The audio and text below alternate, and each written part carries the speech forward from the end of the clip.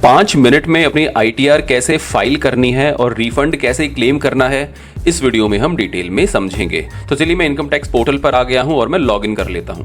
सो login करने के बाद सबसे पहले हम 26 AS को चेक करेंगे। View form 26 AS, confirm. So quickly let's do it. View tax credit. देखिए यहाँ पे जो आपके पास सैलरी इन्फो है वो है 15 लाख की सैलरी है, 1,82,000 आपका TDS डिडक्टेड है। दोस्तों ये आपको कंपेयर करना है AIS और फॉर्म 16 से भी। तो चलिए AIS पर आते हैं। Just click on AIS, proceed, AIS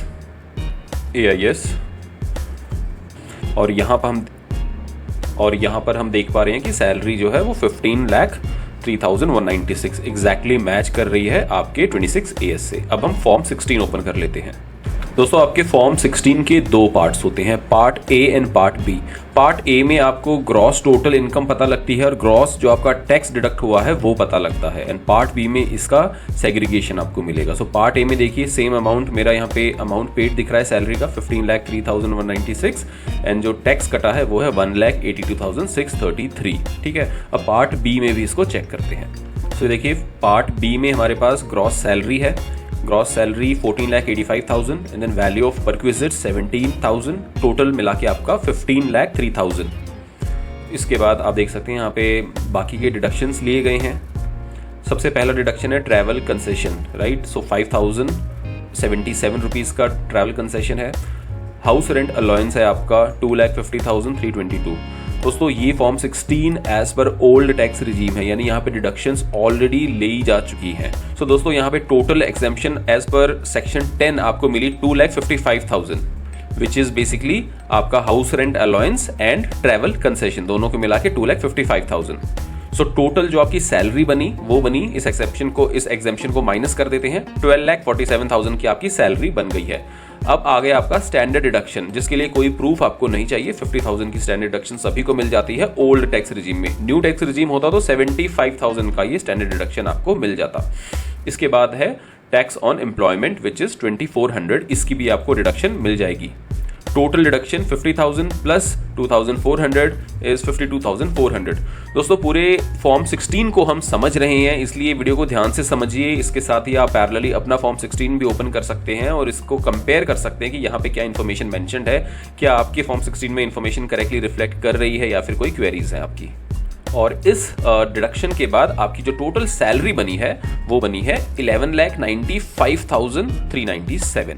ठीक है, सो अब इस 11 लाख की सैलरी में से आपको मिलेंगी deduction under chapter 6A which is आपका 80C का इसका डिडक्शन आ जाएगा। यहाँ पे आप देख सकते हैं 1,59,000 का आपका ग्रॉस अमाउंट है, लेकिन मैक्सिमम यहाँ पे 1,50,000 ही मिल सकता है। सो 1,50,000 आपका 80C में इंश्योरेंस प्रीमियम्स का हो गया।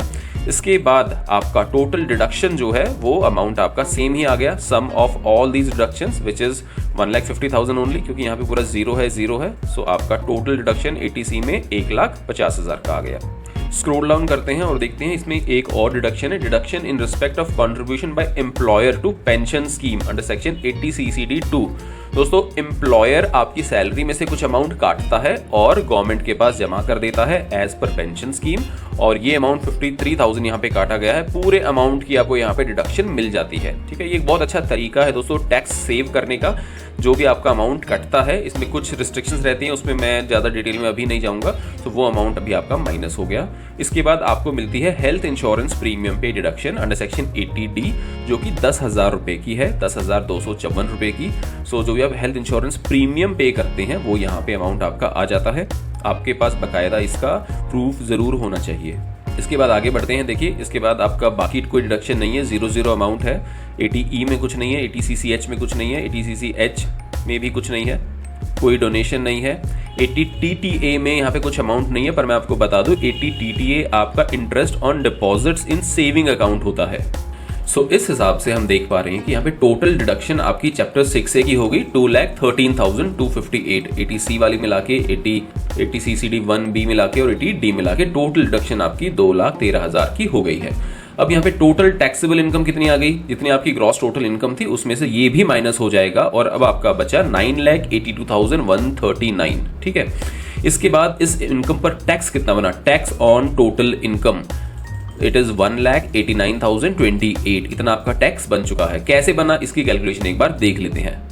ये टैक्स एग्जैक्टली कैलकुलेट कैसे हुआ है आइए मैं एक्सेल शीट पे इसे समझा देता हूँ। सिर्फ कॉन्सेप्ट समझना यहाँ पे बहुत ज़रूरी है। तो देखिए ये आपकी इनकम है अप टू 2,50,000 की इनकम, 2,50,000 टू 5 लाख कितनी इनकम है, और 5 लाख टू 10 लाख आपकी 4,82,139 है। टोटल जो आपकी इनकम है वो आ गई आपकी 9,82,000। टोटल जो आपकी इनकम है वो आ गई 9,82,139। ठीक है, it is sum of all these 3 slabs. So इस इनकम पर आपका 0% टैक्स है। नेक्स्ट 2,50,000 पर आपका 5% टैक्स है, विच गिव्स यू 12,500 और 5 लाख से ऊपर अप टू 9,82,139 आपकी इनकम बनती है, 4,82,139। इस पर 20% का आपका टैक्स लगेगा, सो विच गिव्स यू 96,000 रुपीज़ का टैक्स। सो टोटल टैक्स जो बना वो आपका बना 1,08,928, 1,08,928। 4% एजुकेशन सेस इस पे लगा। टोटल टैक्स आपका आ गया 1,13,285। तो ये इन्फॉर्मेशन भी हमने डबल चेक कर ली है। सो 1,13,285 इज द टोटल टैक्स। 113,285 आप देख पा रहे हैं यहाँ पर। इन फॉर्म 16 भी सेम अमाउंट है। सो अब हम आगे बढ़ते हैं। यहाँ पर देखिए नेट टैक्स पेबल 1,13,285 है, लेकिन हम देख पा रहे हैं कि यहाँ पे जो आपका टोटल टैक्स डिडक्ट हुआ है वो 1,82,000 हुआ है, यानी ज्यादा टैक्स आपके ऑर्गेनाइजेशन ने काट लिया है। सो जितना भी एडिशनल टैक्स आपके ऑर्गेनाइजेशन ने काटा है उसका तो आपको रिफंड मिल ही जाएगा।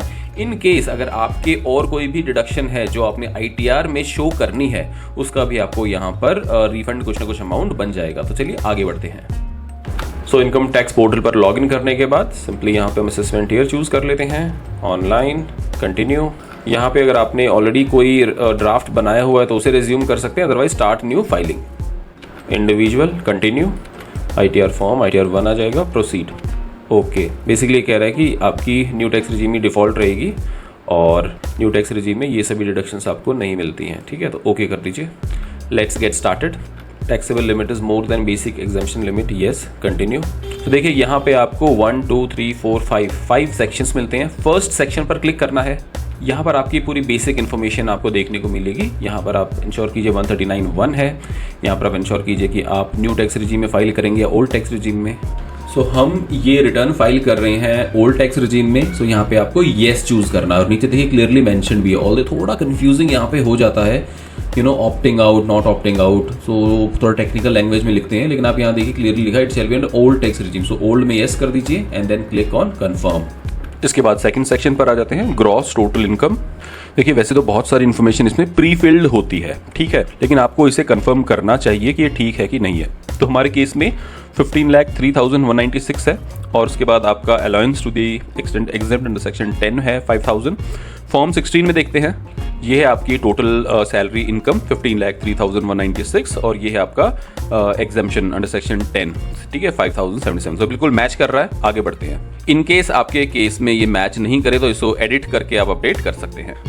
अब देखिए हम आगे इसमें बढ़ते हैं। तो यहाँ पर आपका हाउस रेंट अलाउंस वाला जो सेक्शन है यहाँ पे कुछ भी मेंशन नहीं है।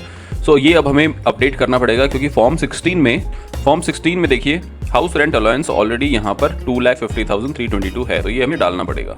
सिंपली एडिट को क्लिक कीजिए। देखिए कुछ एग्जेम्पशंस इस तरह से ऑटोमेटिकली आ जाते हैं, उन्हें डिलीट कर दीजिएगा, अदरवाइज ये एरर देंगे आपको। Yes, delete, yes. So house rent allowance कैसे ऐड किया जाता है, आपको आना है सिंपली शेड्यूल 1013A, यहाँ पे क्लिक कीजिए। प्लेस ऑफ वर्क में आपके पास 2 ऑप्शन होते हैं, मेट्रो, नॉन मेट्रो। अगर आप दिल्ली, मुंबई, चेन्नई, कोलकाता में तो मेट्रो चूज कीजिए, अदरवाइज नॉन मेट्रो। इसके बाद एक्चुअल HRA रिसीव्ड। देखिए अपने फॉर्म 16 को आप स्क्रॉल करेंगे, बिल्कुल लास्ट तक आ जाइए, यहाँ पे आपको डिटेल्स मिल जाएंगी, ठीक है। तो हाउस रेंट अलाउंस जो आपको मिलता है वो है 378,588। जो आपका एक्चुअल रेंट पेड है वो यहाँ पे अपडेट कर दीजिए। इस केस में ये 29,000 पर मंथ के हिसाब से 3,48,000 है। वैसे सेम कैलकुलेशन आपको यहाँ पर फॉर्म 16 में भी मिल जाती है। 29,000 आप देखिए रेंट पेड कॉलम में दिखा रहा है। अब आपको अपडेट करना है बेसिक सैलरी। आपकी पे स्लिप में या फिर आपके फॉर्म 16 में आपकी सैलरी का एक कंपोनेंट होता है बेसिक सैलरी, आपको मिल जाएगा। यहाँ फॉर्म 16 में भी ये क्लियरली मेंशन्ड है, देखिए 6,96,113 अपडेट कर दीजिए। इसके बाद 50/40% ऑफ सैलरी, तो क्योंकि ये नॉन मेट्रो है तो 40% ऑफ सैलरी हमें लेना पड़ेगा। सैलरी यहाँ पे 696,113 है, इसका 40% कैलकुलेट करके यहाँ पे डाल दीजिए। ठीक है, 696,113 का 40% 278,443 आता है, ये हमने डाल दिया है। अब eligible exempt allowance under section 1030 में ऑटोमेटिकली कैलकुलेट हो जाएगा 2,50,324, ये पूरा ऑटोमेटिकली अपडेट हो गया है। देखिए रिटर्न फाइलिंग और डिटेल बना दिया गया है। अब आपको इनकम टैक्स के कॉन्सेप्ट्स और क्लियरली समझने की ज़रूरत है।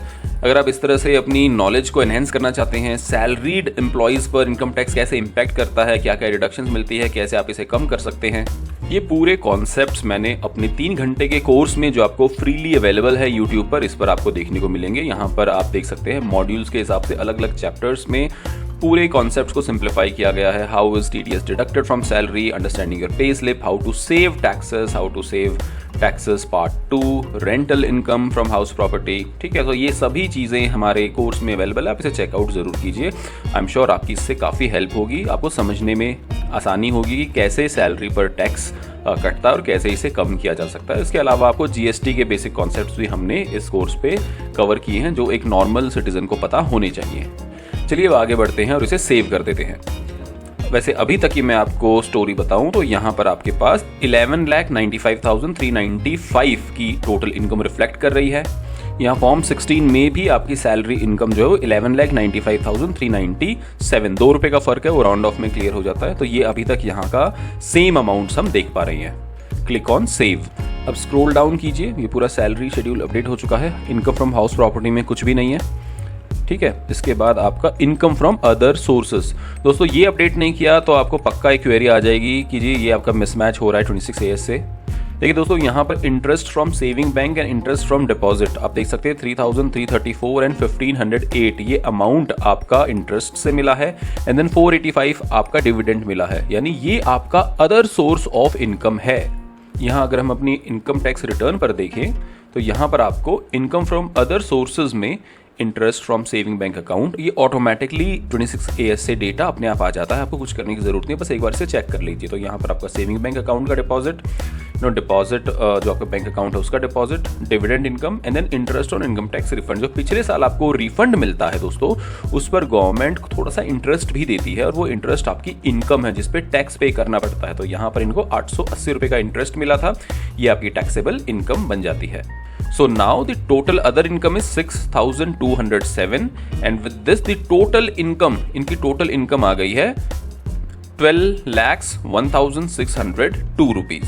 सो यहाँ पर देखिए, यहाँ से आपका अमाउंट मैच नहीं करेगा फॉर्म 16 से, क्योंकि ये जो 6,207 रुपये है ये आपको फॉर्म 16 में नहीं दिखाई देंगे। ठीक है, सो यहाँ अब आपको नेक्स्ट कंफर्म पर क्लिक करना है। अब हम बात कर लेते हैं डिडक्शंस की। So click on total deductions. First one is ATC, so click on edit. यहाँ पर आप ऐड अनदर पर क्लिक कीजिए। फॉर्म 16 में देखिए आपका ATC का अमाउंट है 1,59,424, लेकिन आपको पता होगा दोस्तों ATC की टोटल अपर लिमिट होती ही 1,50,000 है, तो 1,50,000 यहाँ पे डाल दीजिए और यहाँ पर आपको डालना होगा आपका policy number. Update the policy number and click on save. अब देखिए दोस्तों ATC यहाँ पे अपडेट हो गया है। इसके बाद हम अपडेट करेंगे आपका ATCCD 1B contribution to pension scheme of central government. और फॉर्म 16 में भी देखिए ये डिडक्शन अंडर सेक्शन ATCCD 2, ये अमाउंट आपके पास 53,004 रुपीज है। Click on edit. इस तरह से अमाउंट अपडेट कीजिए। यहाँ पे आपको आपका पैन नंबर अपडेट करना होगा। पैन नंबर अपडेट करने के बाद क्लिक ऑन सेव। इसके बाद हम अपडेट करेंगे ATCCD 2 contribution of pension scheme by central government by employer. Edit पर क्लिक कीजिए और फॉर्म 16 में भी देखिए deduction in respect of contribution by employer ATCCD 2, यहाँ पर भी आपका 53,004 रुपीज है। Just click on save. ठीक है, अब आपका ATCCD 2 भी अपडेट हो चुका है। Scroll down.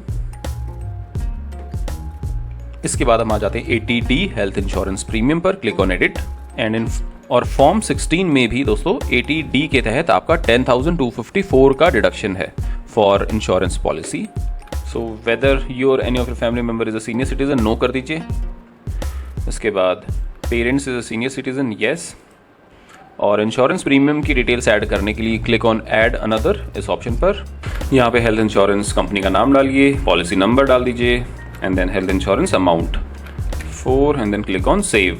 यहाँ पे दोस्तों प्रिवेंटिव हेल्थ चेकअप भी इन्होंने कराया है जो आप अपने एम्प्लॉयर को नहीं दे पाते, बट आपके पास अगर रिसीट है तो यहाँ पर भी आप अप टू 5000 रुपीज़ का डिडक्शन ले सकते हैं।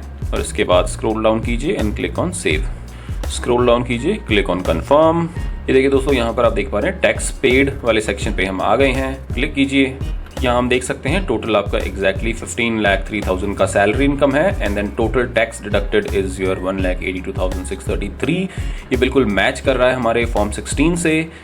इसको आप क्विकली एडिट कर सकते हैं, अगर समथिंग इज नॉट मैचिंग तो उसे आप ठीक कर लीजिए and then scroll down and click on confirm. इसके बाद दोस्तों verify your tax liability, last वाला सेक्शन है, इस पे भी क्लिक कीजिए। यहाँ पे आपके करने वाला कुछ भी नहीं है, ऑलरेडी डिटेल्स आपकी ऑटोमेटिकली अपडेटेड हैं। Just click on confirm at the bottom. All right, इसके बाद आप प्रोसीड टू वेरिफिकेशन पर क्लिक कीजिए और ये देखिए दोस्तों, you are eligible for a refund of 79,500 rupees. Scroll down करेंगे and click on preview and submit your return.